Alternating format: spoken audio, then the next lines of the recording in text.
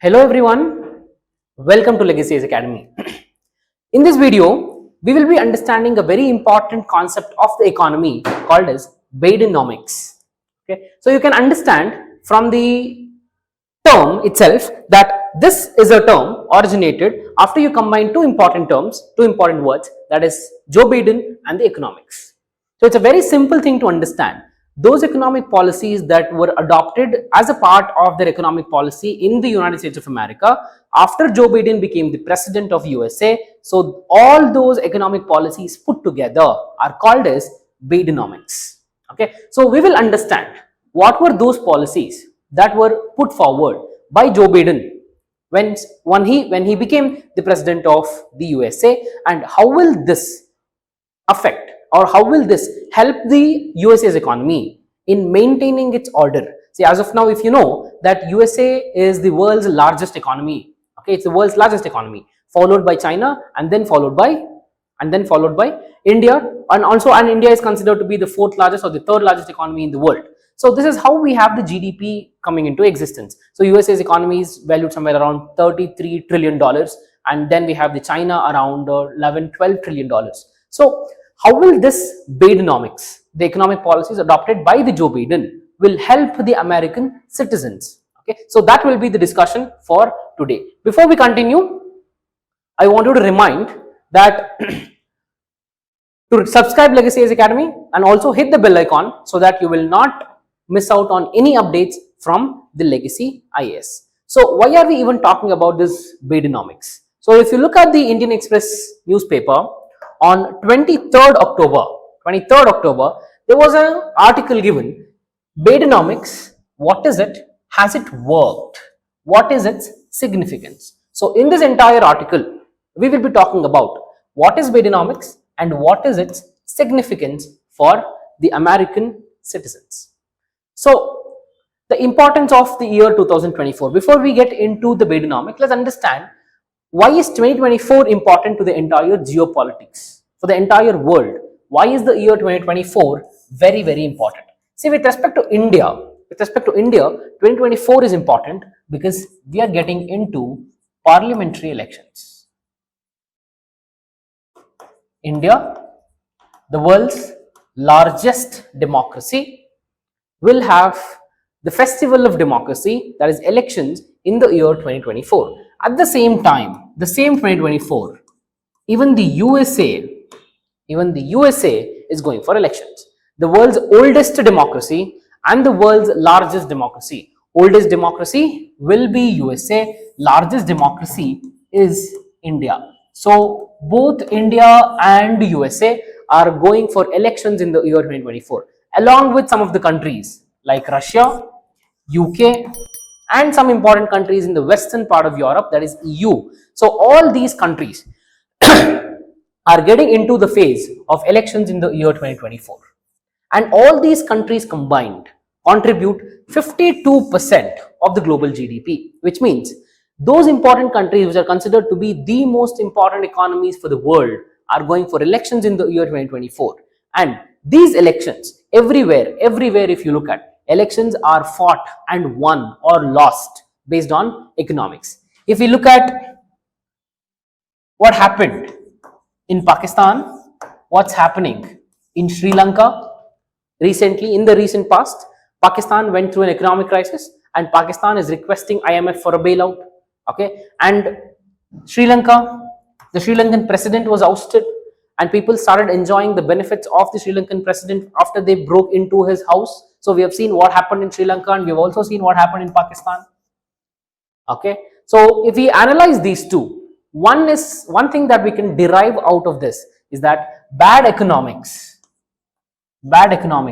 will be followed by bad politics, which means if you have bad politics, then for sure you will have bad economics. Bad politics gives rise to bad economics. Good politics gives rise to good economics. So here, if you're talking about the elections in the USA for 2024, those policies that were adopted by Joe Biden, were these policies good, or did it result in good economics? So was it good politics, and because of good politics, do we have good economics or not? So that is the reason why the politics becomes very, very important, and the term Bidenomics becomes important from the prelims examination point of view. If you look at what is Bidenomics, Bidenomics, as I told you, are those policies that were adopted by Joe Biden in his governance mechanism in order to lift the American economy. So during the Donald Trump, where the Republican Party was in power, Donald Trump had adopted some of the conservative measures with respect to the economy, and Joe Biden wanted to reverse it. And those economic measures or economic policies that were adopted by the Joe Biden to reverse the Donald Trump's economic ideology are called as Bidenomics. So what did he do? He wanted to reduce the trade dependence that the America had on India and China. Okay, see, India has, or USA has, one of the largest trade deficits with India, and the USA's trade deficit with India is around $50 billion. $50 billion, which means we enjoy the trade surplus with USA worth $50 billion, which means we export more to USA than we import it from USA, and the amount that we export is actually considerably more than the amount that we import.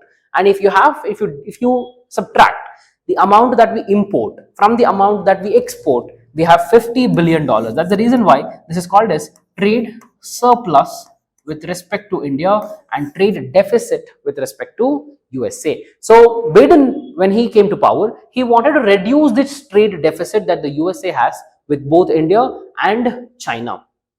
Okay, this is the first thing. Second thing, if you look at, he wanted to improve the physical and the digital infrastructure in the entire country. He wanted to make sure that the physical and the digital infrastructure is given more importance. See, what happens when you give more importance to infrastructure? See, infrastructure is nothing but the capital formation or the capital expenditure being done. So you classify the infrastructure creation under the capex or capital expenditure. This is nothing but the government expenditure to create an asset.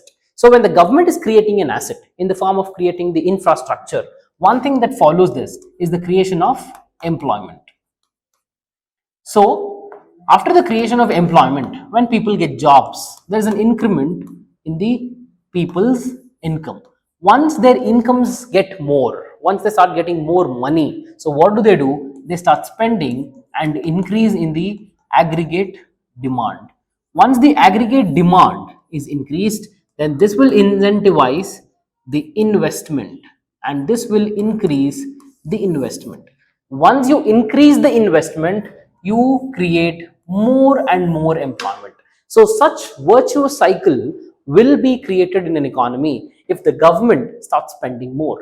So here Biden wanted to spend more in the creation of digital infrastructure and also the physical infrastructure, and this spending on the infrastructure will work as a virtuous cycle in the economy, and this is how the economy grows. So in order to give boost to the USA's GDP growth, Joe Biden adopted the policies where he wanted to improve physical and the digital infrastructure.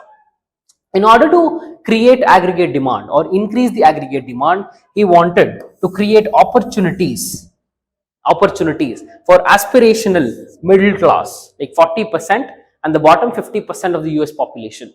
These are the people who are very aspirational in nature, and these are the people who actually spend more and create aggregate demand.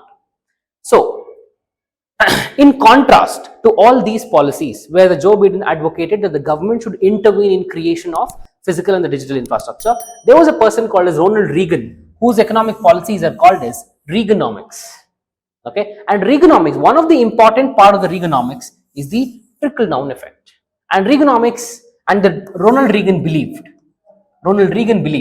that the wealth that is being created by the entrepreneurs, the wealth created by the entrepreneurs will not be stored by themselves, because these are the people who are in business. So what do? They reinvest. Once these people reinvest, this creates more employment, this creates more income, this increases the aggregate demand, and the aggregate demand will again increase the investment. So this is called as trickle down effect or top to bottom approach. Okay, but when Biden came to power, he completely followed the policy which is against the top down approach or the trickle down effect, and he also said now this is a time to grow economy from bottom and the middle out. So this is a time where we don't have to trust trickle down effect, and because trickle down effect did not work, and this caused a lot of income inequality in the in the US economy and also in the Asia and some parts of Europe. So trickle down effect will not work. So we have to make sure we have to give more opportunities for the aspirational middle class so that they excel. So these policies were called as Reaganomics. And what are the policies that were adopted by the Joe Biden economy in the economic policy of Joe Biden? If you look at the first one, public investments in America to increase the debt market, empowering and educating the workers to grow middle class. See, he is giving a lot of importance to the aspirational middle class. The third, promoting the competition between the businesses so that the cost of production will come down. Once the cost of production comes down, the product becomes very much competitive in the market. So this is what he wanted to achieve. So these are the three important policies of Bidenomics. Okay, so that's it for the day. If you have liked the video, hit the like button and also subscribe to Legacy IAS Academy to get all the latest updates from the Legacy IAS. Have a nice day.